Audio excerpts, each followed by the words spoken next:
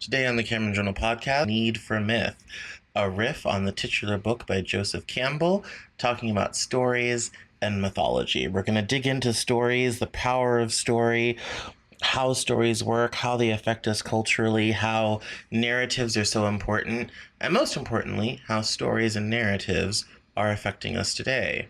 My argument is simple. The problem with America today? We've run out of good stories. This is the Cameron Journal podcast. Let's go.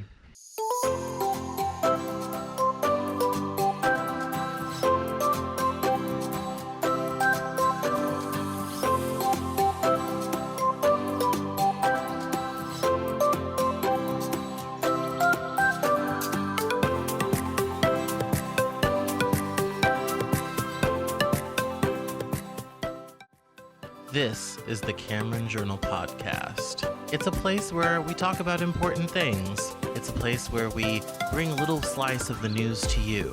It's a place where we do important things, have important conversations. It's also things that I like to talk about. My name is Cameron Cowan, and this is the Cameron Journal podcast.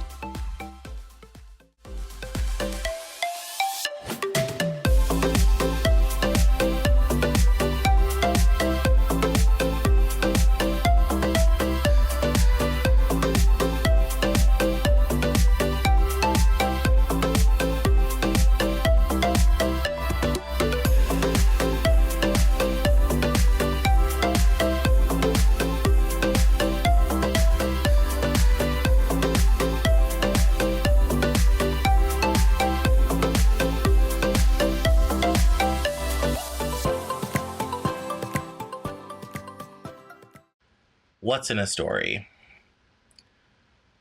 It was the best of times, it was the worst of times. That's the beginning to another famous story.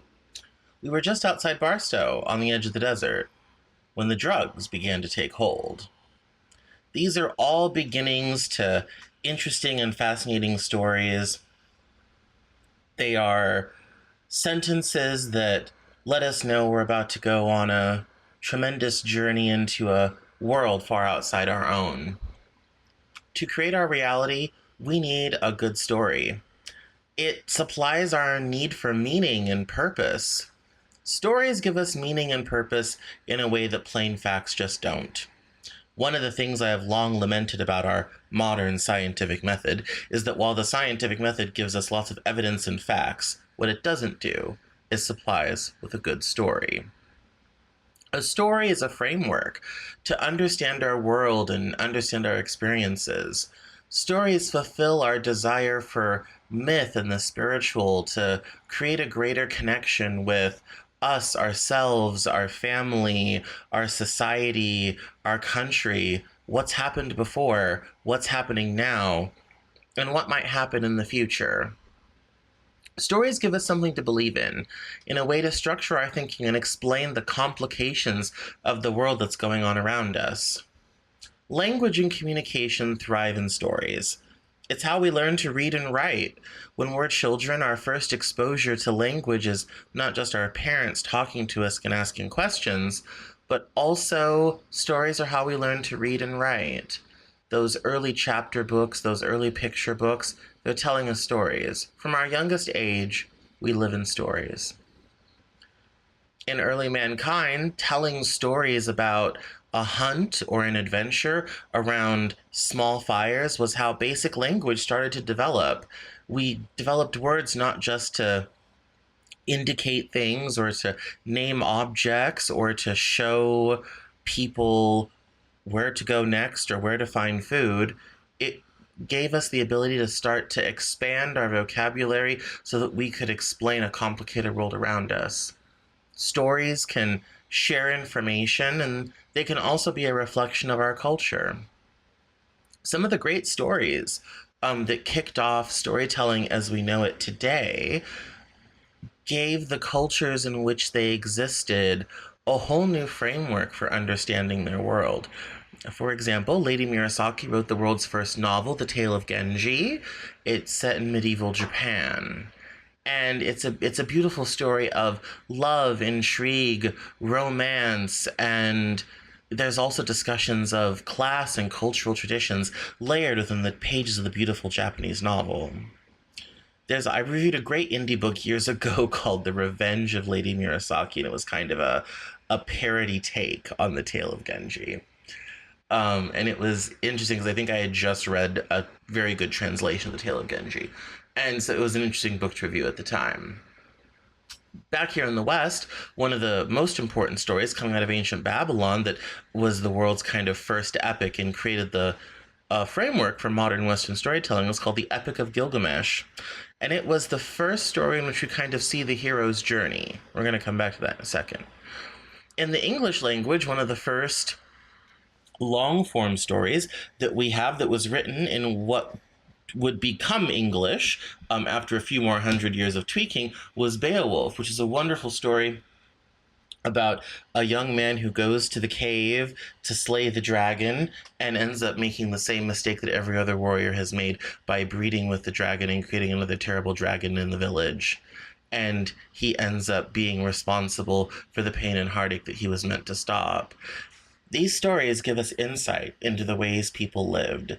It gives us an idea of what their perspective of the world was, and that is invaluable. Stories carry things forward in a way that might not have been otherwise possible. One of the ways stories have an impact in every area of our life is through religion. Religion kind of was the original story. These stories were so powerful, they transcended mere fiction, but they helped us conceive of reality and processes and things that we did not or do not understand.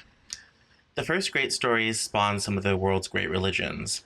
Religion, faith, and belief were a way for humanity to understand natural forces that we had yet to really quantify in an evidence-based way. When we didn't understand the weather, the Greeks created the goddess Meteora. It's where we get the word for meteorology, or the study of the weather. Even this Grecian goddess who controlled the weather lives on in our language.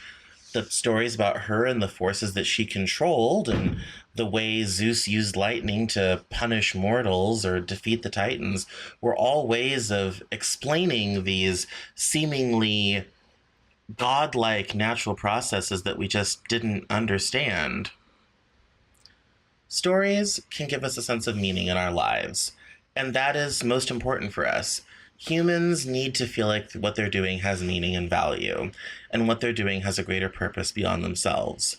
Cultural myths and stories often grant us this meaning in a way that transcends the reality of our lives. This is one of the reasons that religion is a comfort to people. The idea that a loved one who has died goes to heaven is a comfort in a time of pain. Almost every culture has an afterlife story, and it gives us something to hang on to in our minds.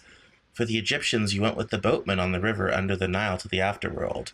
In Greece, you traveled on the river Styx. In the Judeo-Christian tradition, you would go to Tartarus, heaven, or hell. In the Islamic culture, death is a transition period to the unseen world, where Allah will determine the fate of your eternal soul. The Norse believed in Valhalla. The Romans believed in a field of eternal bliss.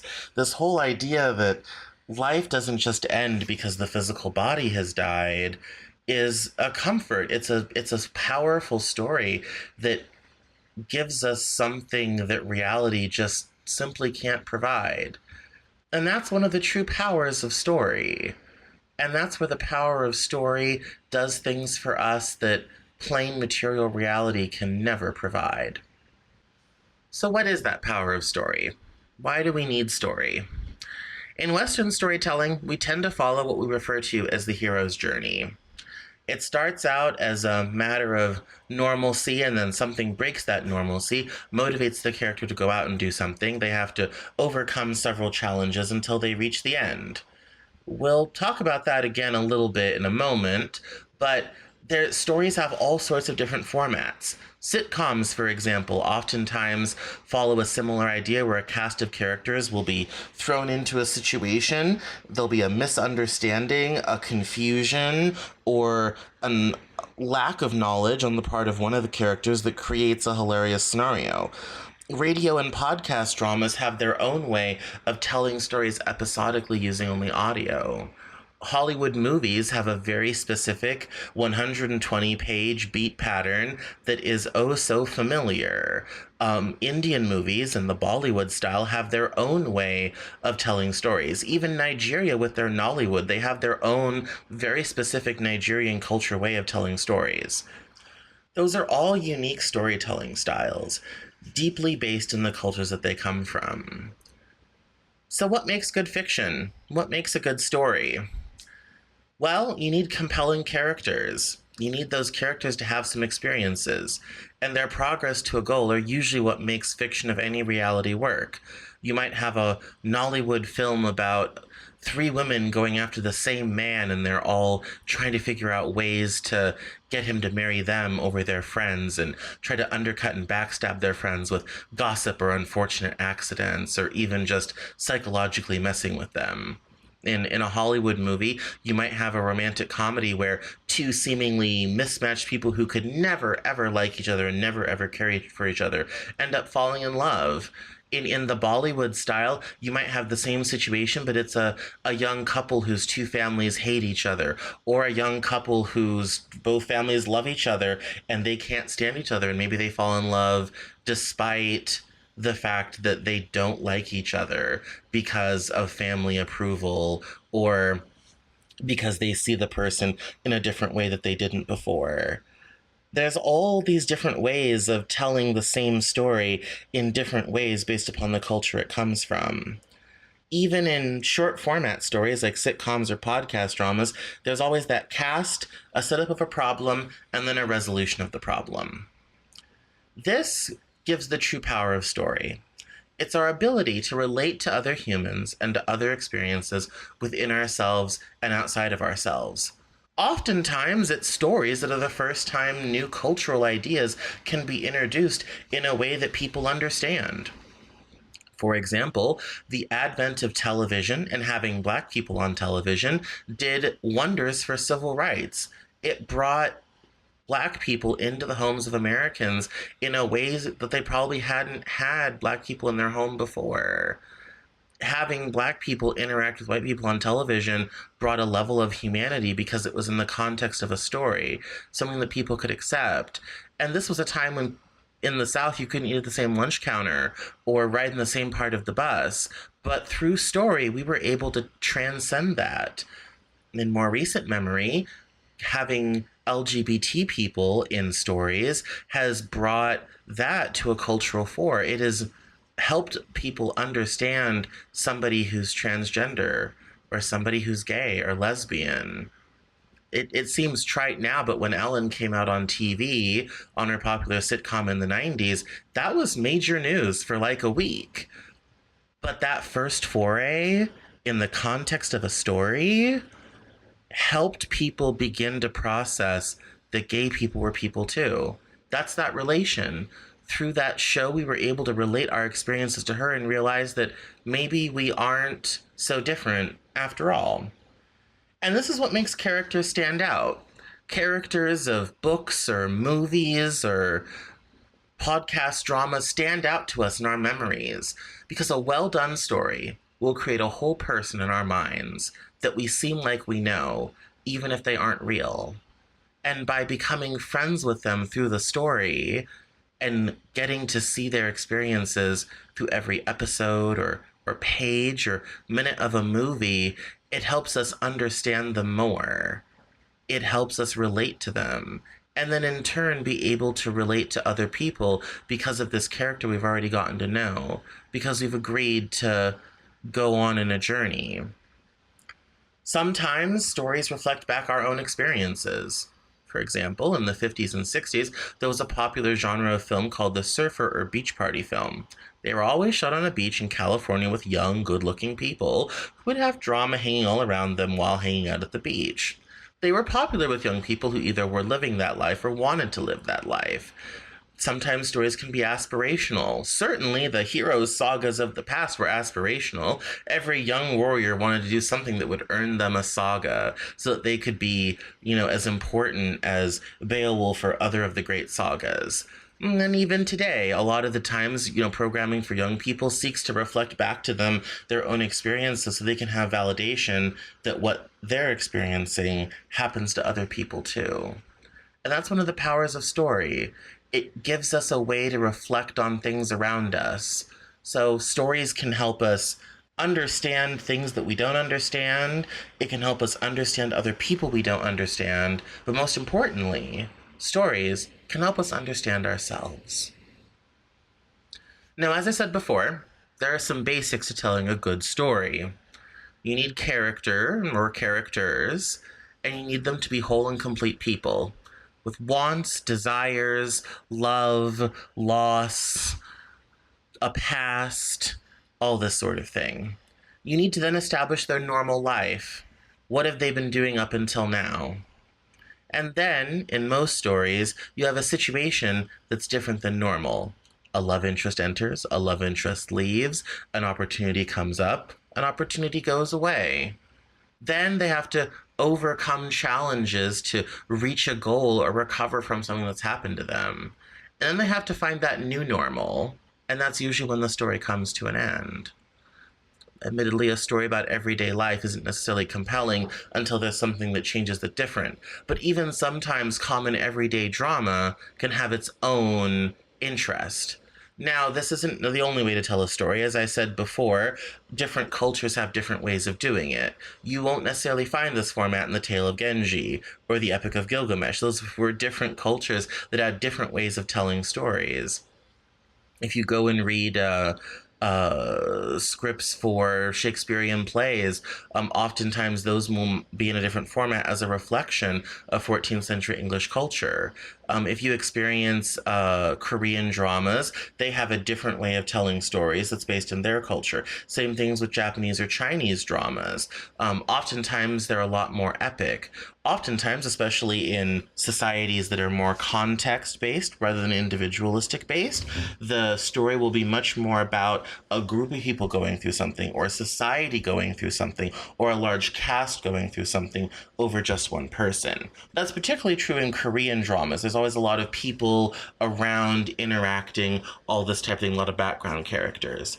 There's also sometimes obvious in Bollywood films. There's a mother, a father, family, a cousin, a sister, all this type of thing. There's kind of these large casts of people who all have an effect on the main character. And sometimes you might love those other characters, sometimes you might not love those other characters, but there's all these different ways of telling a story.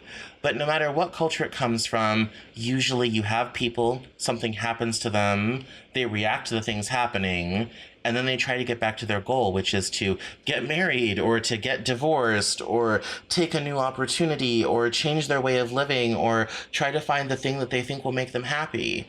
And sometimes that journey to happiness can be long and torturous, but it's such a huge payoff when they get there. Or, in the cases of some more experimental stuff, them not getting what they thought they wanted and realizing that maybe that's okay too. Now that we've learned a little bit about stories and how powerful they are in society, I want to think about our present environment, because stories and narratives are very important. Stories are incredibly powerful. This is why, before we had a cultural idea of freedom of speech and information, any regime worth its salt would try to control information by burning books and locking up writers who were not telling stories that reinforced ideas that pleased the regime. History is littered with people who told stories that did not please those in authority. Copernicus and Galileo were famous for promoting a heliocentric reality that contradicted the teachings of the Church. During the Soviet era, the Soviet censors would edit Western films and movies that might promote ideas against the communist ideal. There was a story I riffed on a while back that was titled "Is a Wonderful Life Communist Propaganda?"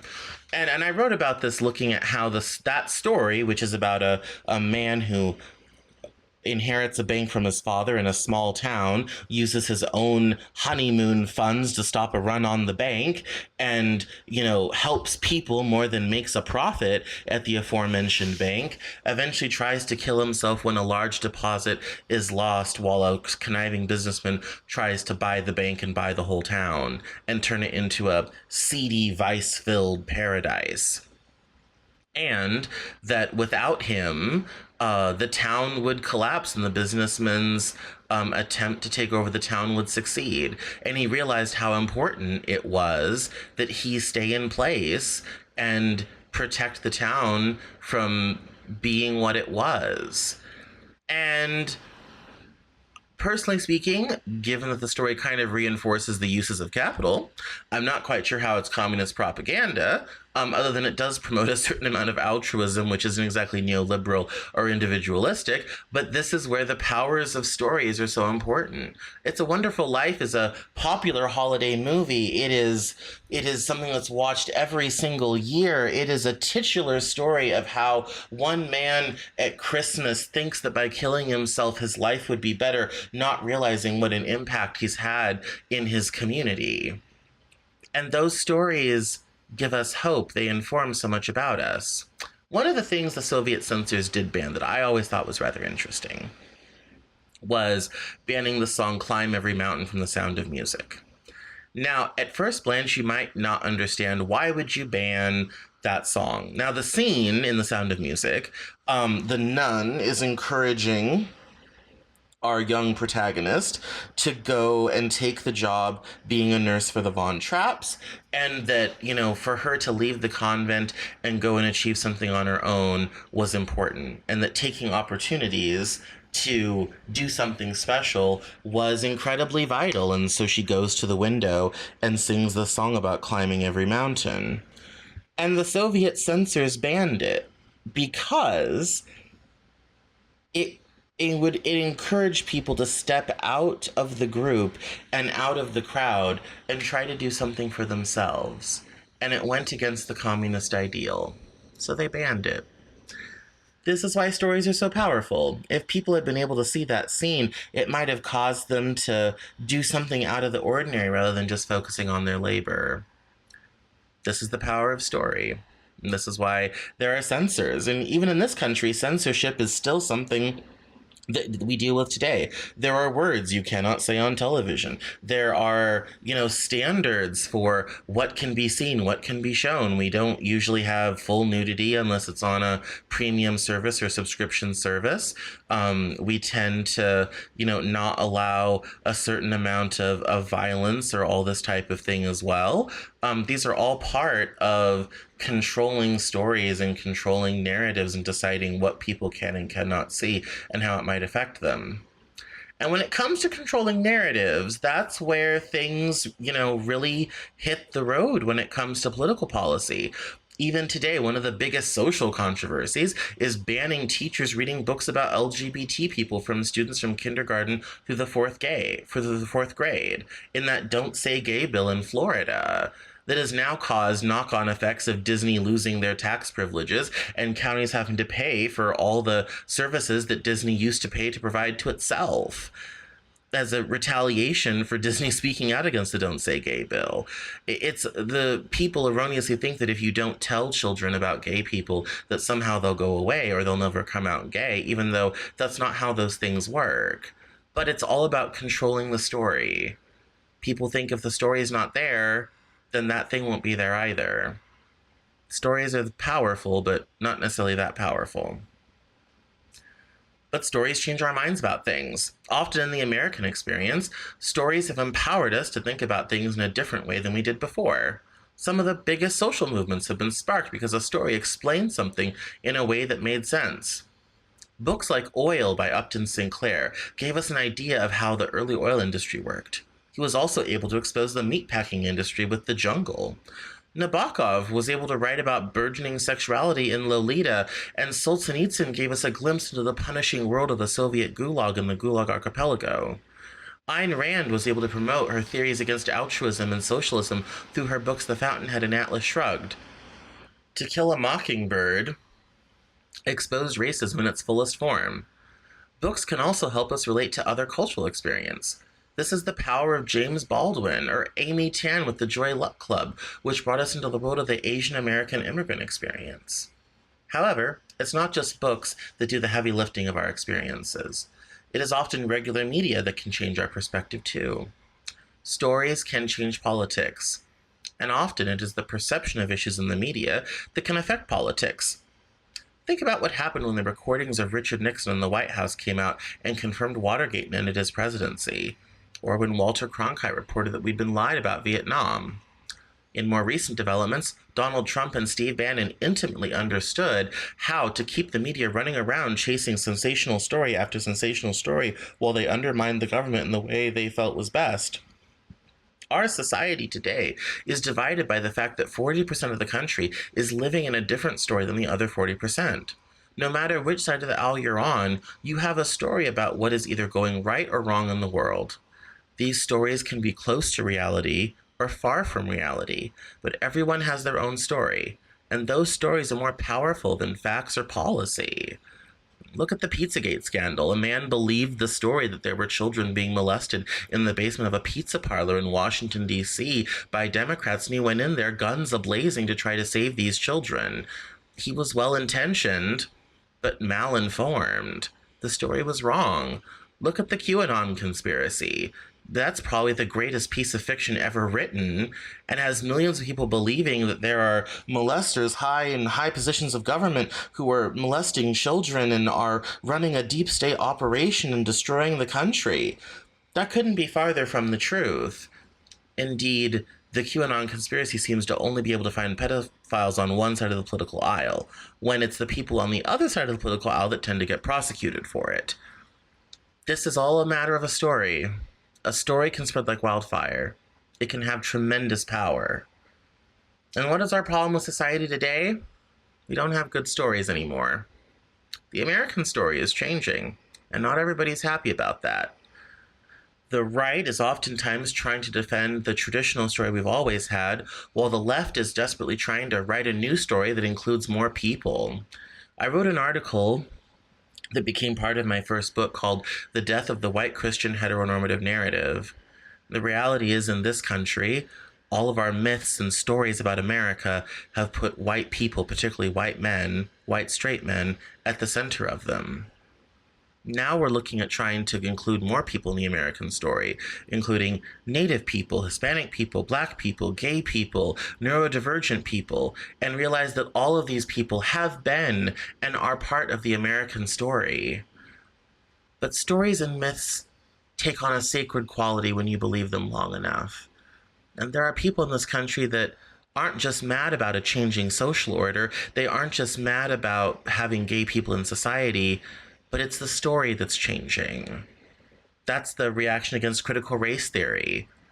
If you start telling children how racist America's past was, it takes something out of the American mythology that we're a good, honest, noble, white, and pure nation. Even though that couldn't be farther from the truth. But that's the story. And that's what people don't want to change. We've always had Black people, Hispanic people, gay people around. They just haven't been visible. They haven't been part of the story.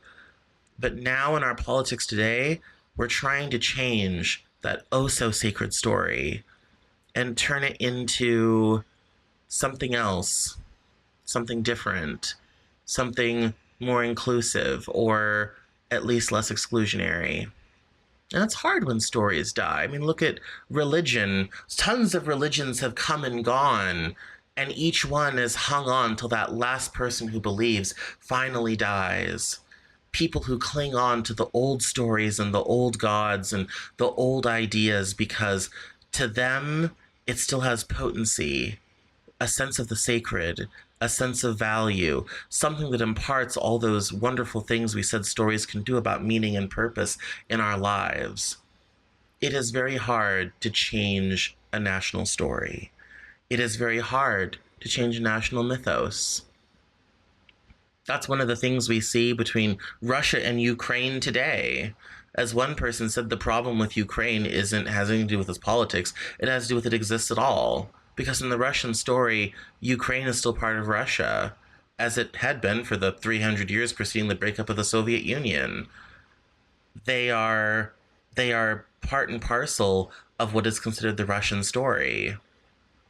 Even on the internet has found new ways to tell stories. Look at memes. By using cultural references, pictures, ideas, impressions, and just a few words, whole stories, whole moods, whole things can be related with only a picture.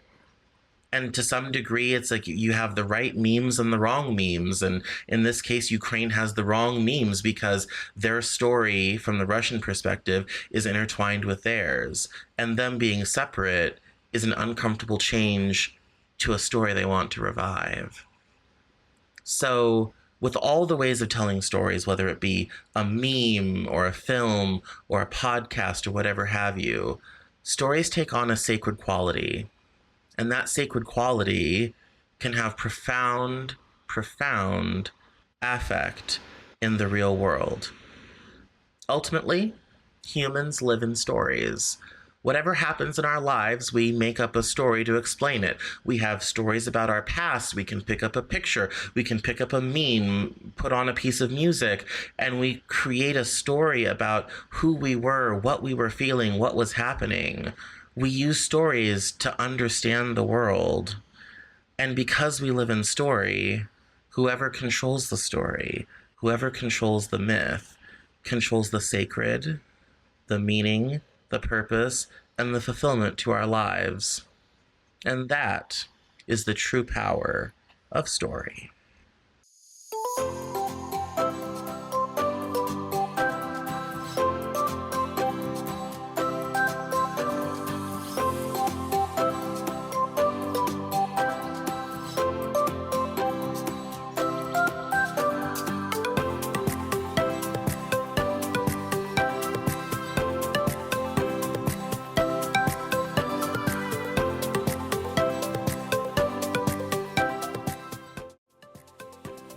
That's all for this episode of the Cameron Journal podcast.